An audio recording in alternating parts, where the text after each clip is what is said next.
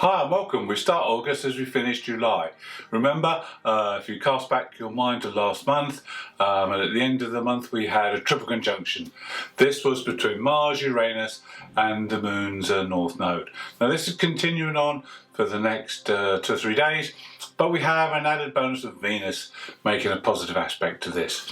Now, if you remember, the triple conjunction happened in your 7th house. This is the house of love and house of others and relationships, and this could be very beneficial for you. And with Venus adding her flavour to it as well, it's going to be quite incredible.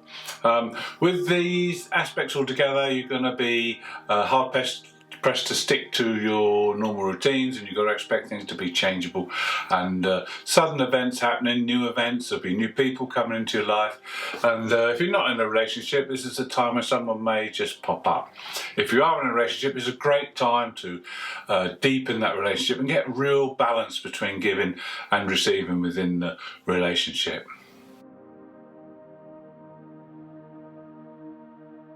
On the 6th we have quite a difficult aspect to overcome because Mars makes a square to Saturn. Now this is always a difficult time, and Saturn's in that 4th house of the home and of the past, so there could be past limitations that resurface at this point and will frustrate you and anger you. So you need to overcome this and tackle your fears, confront them head on. And then on the 7th is an ideal way to diffuse any anger that comes up, because this Mars aspect lasts for 3 days. Right in the middle we have a positive aspect between Venus and Neptune, and this will soften things. This is a day when you can be imaginative, creative, and it'll take your mind off the blockages that are in your way. So deal with the blockages, but don't expect to move forward until this aspect has passed. On the 8th, we have a very intense opposition between Venus and Pluto. This always intensifies all the emotions around. It can be a time of great desire as well. But if it's handled in the right way, it can be used to transform things around you. And obviously, with this being in your 3rd and 9th house, it's about what you learn at this moment in time. Information that comes your way and things that you inquire into will benefit you greatly at this time. Now, the only thing to be a bit wary of is the fact that this is happening across the 3rd and 9th house, so communication is very vital here. And where Pluto's in the 3rd house, could be difficulties with communicating properly. You could be fed false information with this aspect, so make sure that everything's clear and that people aren't talking you into some kind of persuasive way to do things that maybe you don't want to do. Then the other aspect on this day is the aspect between the Sun and Chiron. Now, the Sun is in that 10th house, career and destiny. Chiron is in the 6th house of work. So this is a time when you can shine at work, shine in your career, shine in your public standing. And this is when these two together make a fantastic aspect for displaying your talents, putting yourself on show. Between the 10th and the 12th we have the Sun making a square aspect to that Uranus North Node conjunction, but also a square to the South Node. So this activates the nodes across the 1st and 7th house. Now the Sun in the 10th means it's a very good time to work with others. You can achieve great things with the collaboration of others at this moment in time. But remember, the South Node in the 1st house is a good time to use your talents. We just spoke about it's time to shine, and this is a real good time to harness any latent talents that could now be put to good use. There's also creative air to this aspect, because Mars on the same day makes an aspect to Neptune, who's in that house of creativity. So as well as using your talents, you can bring in the creative side as well. On the 12th we have a full moon. Now this is not a normal full moon because it's in Aquarius, and Aquarius is a sign of detachment and coolness, and that's not good for the moon because the moon likes feeling, responsiveness and emotion, so the moon's got to feel a little bit out of sorts here. But then there is the added bonus of this occurring in your 4th house, which is the house ruled by the moon in the house of Cancer, so this could negate that just a bit.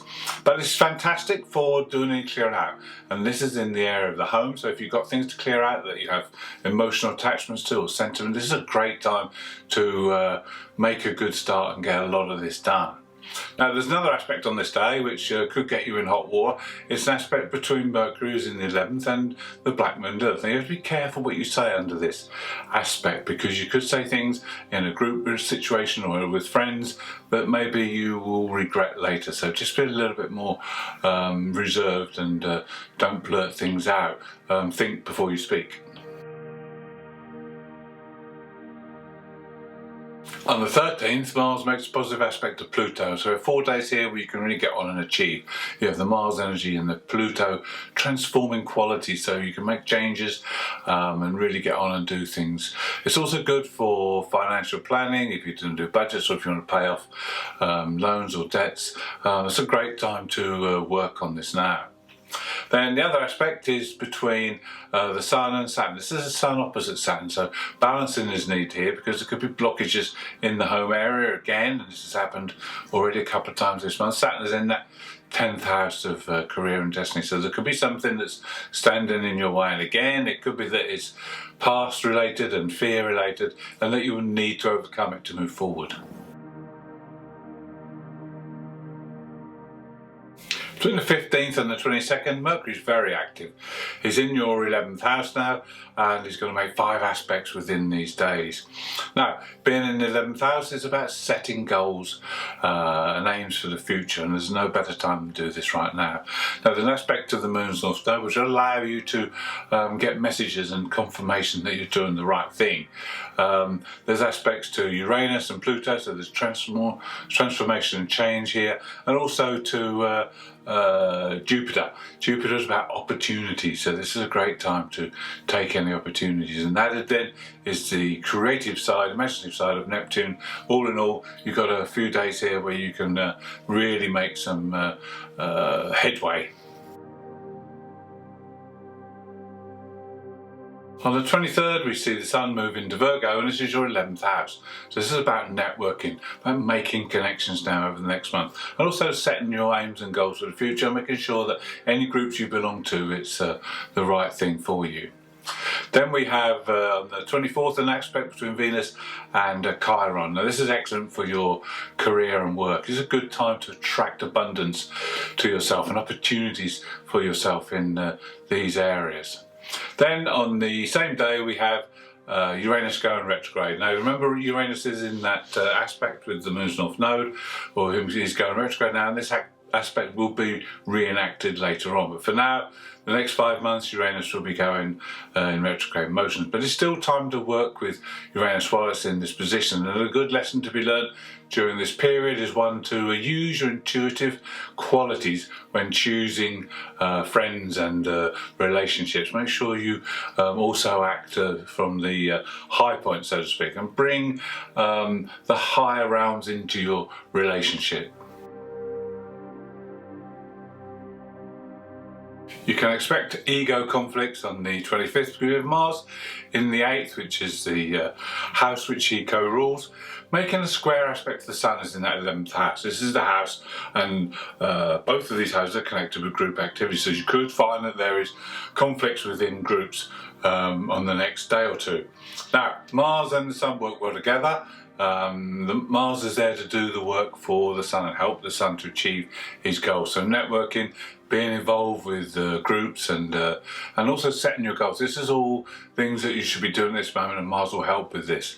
But just be wary that there might be some conflicts ahead. Then Venus makes an aspect like the Sun did to the Moon's nodes, and making that T-square. So again, it's another chance to balance between your needs and needs of others, and this will centre around your career and your destined path. There's a new moon on the 27th, and this time it's in Virgo.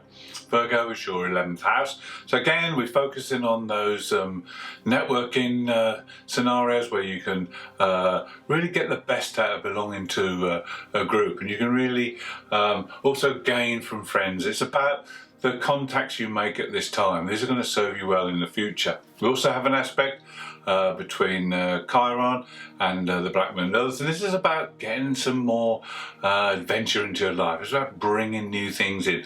This is where the friends and connections can help you. And also it's about your beliefs. Do you need to change your beliefs now? Do you need to evaluate what's going on and change your beliefs to fit in with where you want to be going now? Because there's a lot of changes coming up in the next few months, and you'll want to tune into these. On the 28th, we have another sticking point, because Saturn again is making opposition, this time to Venus. So again, it could be limitations or responsibilities and duties around the home area that prevent you from moving on, doing what it is you've got to do on this day. Another aspect as well is between the Black Moon Lilith and the North Node. So this is a time when you'll want to realign with your path. Make sure that you're on target to reach your mission. Then, to finish the month on the 31st, we have a fantastic aspect between Mars and Jupiter. And this is always good for any kind of business, any kind of commerce, anything legal. And with Jupiter in your 6th house, it's very good to take opportunities up regarding your daily work or your daily routines. Opportunities to change, you'll be able to put effort. And also with Mars in that 9th house now, it's about taking a philosophical view of things. And this will help you to master those changes you need to make in your routines. Thank you for watching, and I hope you've enjoyed the August review. If you'd like to see more, please subscribe. If you'd like to leave a comment, I'd be glad to hear from you.